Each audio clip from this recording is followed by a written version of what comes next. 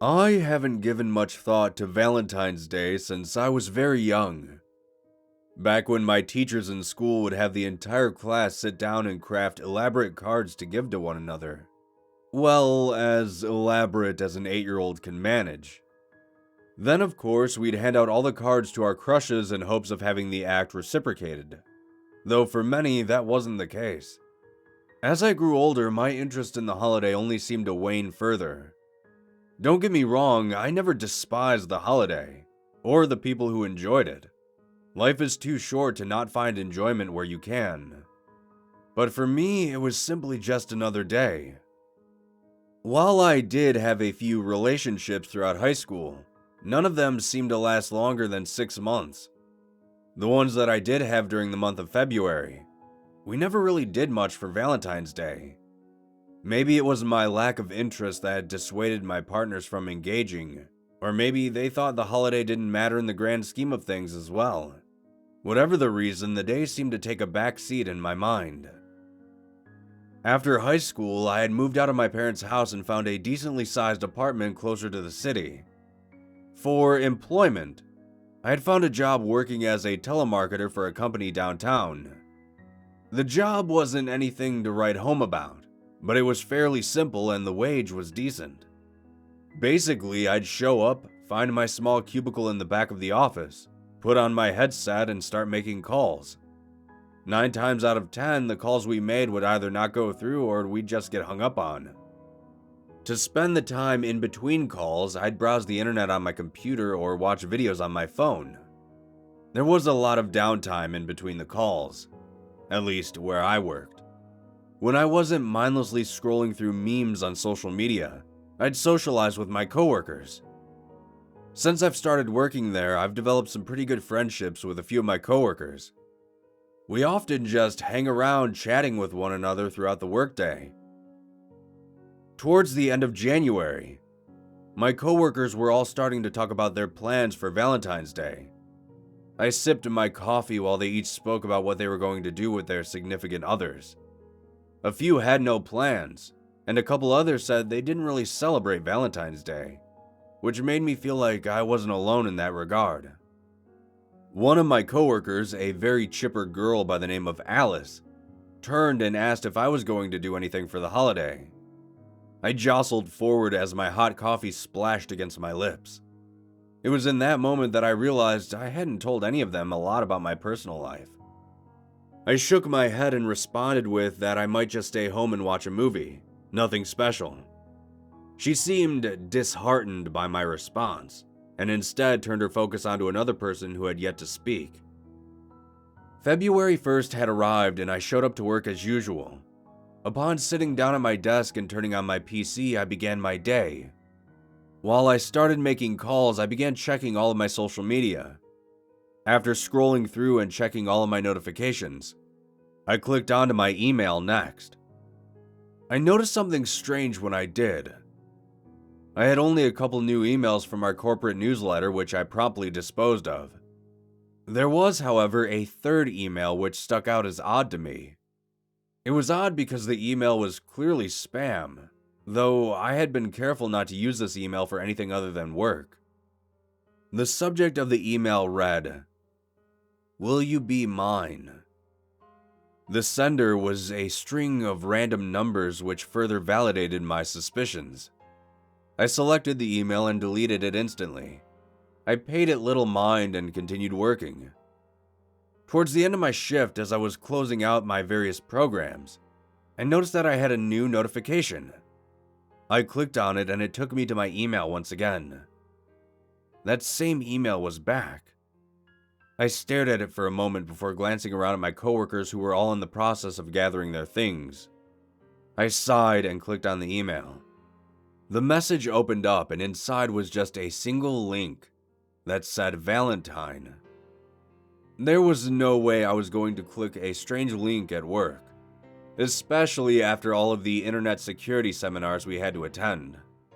I wasn't about to be the guy that crashed our network with some virus. I deleted the email again, logged off and went home. That night, while relaxing in front of my TV, I scrolled along my phone. A Valentine's Day commercial appeared on TV and it reminded me of the email I had received earlier. As I eyed the screen and my phone, I opened my email and logged on with my work account. Within seconds, my inbox appeared, and just as I had suspected, that same exact email was back.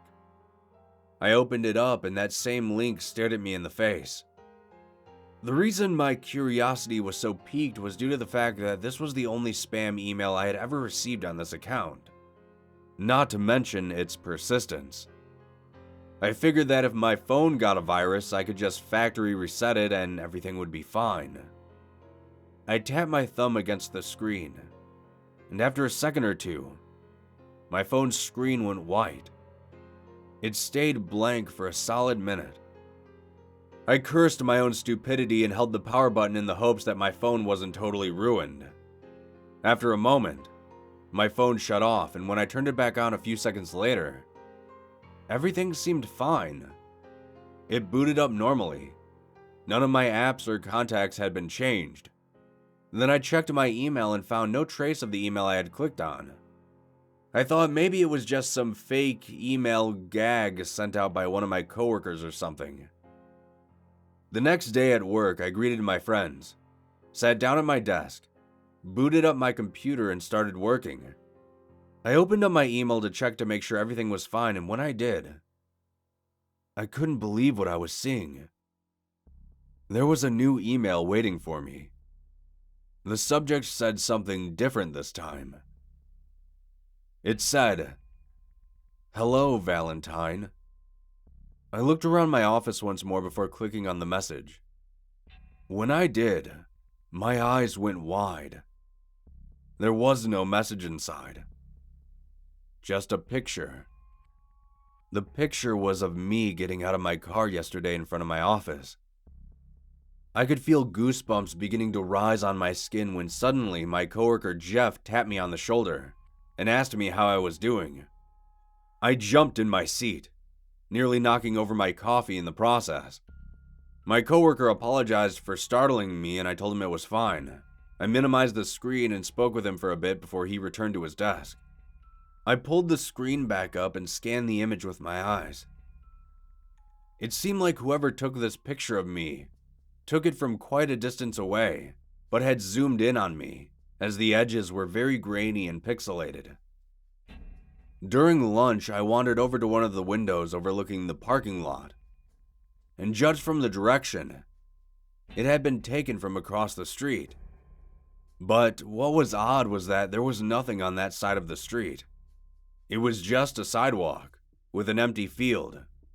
That side of the road had no buildings, and I had never seen anyone aside from a few homeless people wandering around there throughout the day. I deleted the email and tried to forget about it by focusing on the rest of my work. Over the course of the week, I started to receive new emails. Each one either contained a single message or a photo.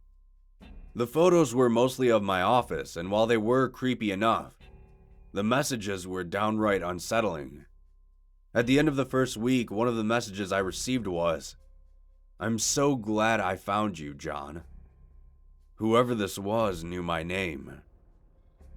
Once that occurred, I knew I had to do something about this situation. I called a buddy of mine who works in our IT department and explained the situation to him. He mentioned that I should save the emails and report them to the police, but he said that there might not be much they could do about it, especially if the person is difficult to find. He then advised me to just delete my email address and create an entirely new one. I almost slapped myself for not thinking of that solution sooner. I thanked him for helping me out and promptly carried out his suggestion. I deleted my email and set up a brand new one for work. During the week leading up to Valentine's Day, I thought I had fixed my problem. I'd received no new emails from this mysterious person and was hoping they'd just move on and mess with somebody else. Then, 2 days before Valentine's Day, something happened. I had received a new email on my new work account. Seeing the bold letters sent chills running through my veins. The title said, "Stop playing hard to get." And inside the email was another photo, It took my brain a moment to process what I was seeing. I honestly couldn't believe my eyes.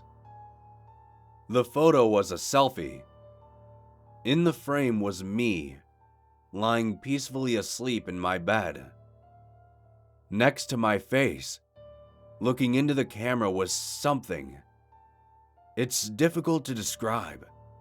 It was like a face of smoke, stretched and dissipating around the edges. It was almost like one of those photos you see taken by ghost hunters when they capture an apparition on film, distorted, but vaguely in the shape of something familiar. The face seemed to be in pain, screaming soundlessly into the camera. Whether this was the actual thing that had been messing with me or was just some twisted Photoshop, I couldn't be sure. I have since taken all the information I could to the police, and they assured me they would do their best to help me out. But I have a feeling that they won't be able to stop whatever this is. I'm going to finish writing this out and then spend Valentine's Day with my parents. And I'll be keeping a close eye on all the windows and doors to their house. I hope this is all just some prank. But in case it isn't, I want you all to be careful out there and avoid clicking on any random links you receive in your email.